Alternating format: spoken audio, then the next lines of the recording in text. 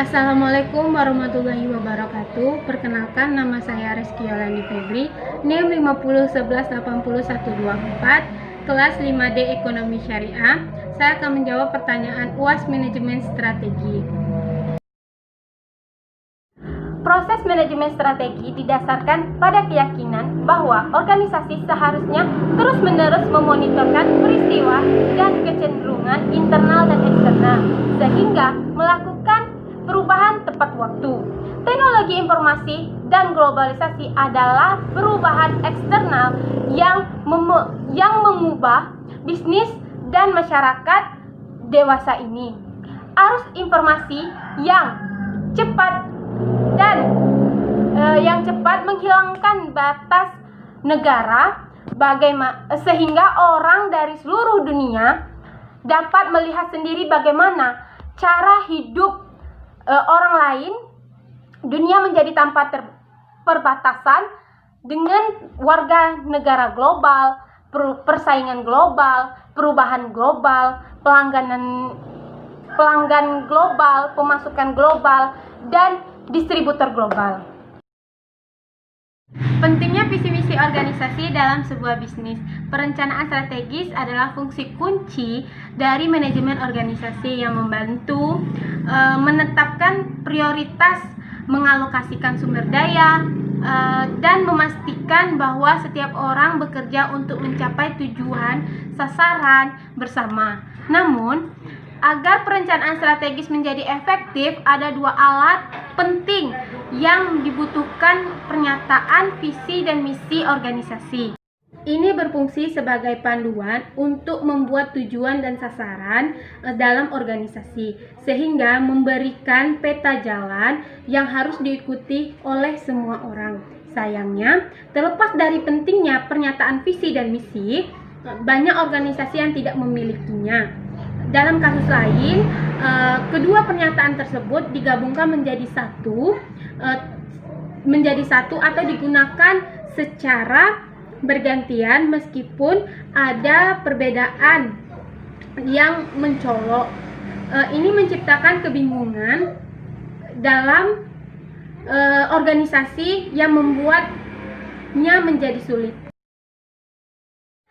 Aspek internal perusahaan yaitu kekuatan dan kelemahan, terdiri dari lini produk, R&D, manufaktur, strategi. Sehingga KFS-nya adalah action yang akan diambil di dalam organisasi. Contohnya meningkatkan kualitas produk, biaya dan jasa. Yang kedua, aspek eksternal perusahaan yaitu peluang dan ancaman, terdiri dari tren demografis, kondisi ekonomi, sehingga KFS-nya adalah berhubungan dengan faktor di luar perusahaan, contohnya ekonomi makro, perilaku persaingan, termasuk harga dan produk, kebijakan pemerintah, dan perubahan strategi. Analisis kekuatan adalah poin internal dan positif dari perusahaan Anda. Ini adalah hal-hal yang berada dalam kekuasaan Anda. Kekuatan adalah poin internal dan positif dari perusahaan Anda. Ini adalah hal-hal yang berada dalam kendali Anda. Contohnya ada 4. Yang pertama, proses bisnis apa yang berhasil. Yang kedua, aset apa yang Anda miliki di tim Anda, seperti pengetahuan, pendidikan, jaringan, keterampilan, dan reputasi. Yang ketiga, aset fisik apa yang Anda miliki. Contohnya seperti pelanggan, teknologi, peralatan, pendanaan, dan paten produk. Yang keempat, apa keunggulan kompetitif yang Anda miliki dibandingkan pesaing Anda. Kelemahan adalah faktor negatif yang mengurangi kekuatan Anda. Ini adalah hal-hal yang Anda mungkin perlu tingkatkan agar menjadi lebih kompetitif. Contohnya ada 5, yaitu pertama, adakah hal-hal yang Anda perlu untuk membuat bisnis menjadi lebih kompetitif? Yang kedua, proses bisnis apa yang perlu diperbaiki?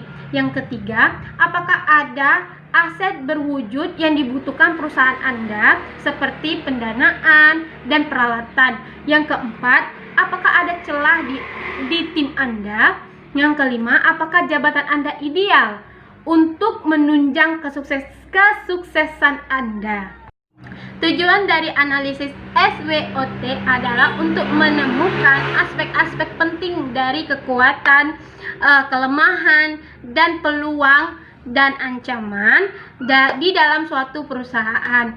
Dengan mengetahui 4 aspek tersebut, diharapkan dapat memaksimalkan kekuatan, meminimalkan kelemahan, mengurangi ancaman, dan membangun peluang di masa depan. Penilaian SWOT bukanlah alat analisis yang mampu memberikan jalan keluar yang tepat bagi semua masalah yang ada di perusahaan. Namun, analisis SWOT adalah alat analisis yang ditujukan untuk menggambarkan situasi yang sedang dihadapi atau mungkin akan dihidupi oleh organisasi. Eksternal faktor evaluasi peluang opportunities. Yang pertama, minat calon mahasiswa sangat besar. Bobot A 0,20, ranting B 4, skor 0,40. Yang kedua, dunia kerja terbuka. Bobot A 0,15, ranting B 3, skor 0,45. Yang ketiga, kesempatan membuka usaha luas. Bobot A 0,10, ranting B 2, skor 0,20. Yang keempat, sistem pendidikan pendukung program kerja pemerintah. Bobot A 0,10, ranting B 2, skor 0,20. Nomor 5, yaitu kurangnya sumber daya manusia yang berkualitas. Bobot A 0,10, ranting B 2, skor 0,20. Ancaman ada 5. Yang pertama, adanya pesaing yang memiliki brand image. Bobot A 0,10, ranting B 3, skor 0,30. Yang kedua, biaya lebih tinggi dibanding perguruan tinggi lain. Bobot A 0,10, ranting B 3, skor 0,30. Yang ketiga, mahasiswa yang tidak konsisten atau labil. Bobot A 0,5, ranting B 1, skor 0,05. Yang keempat, perusahaan yang memutuskan silaturahmi.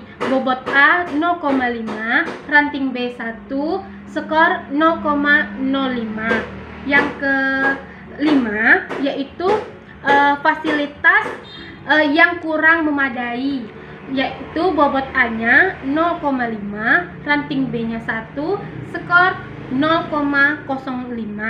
Jumlahnya menjadi 2,2.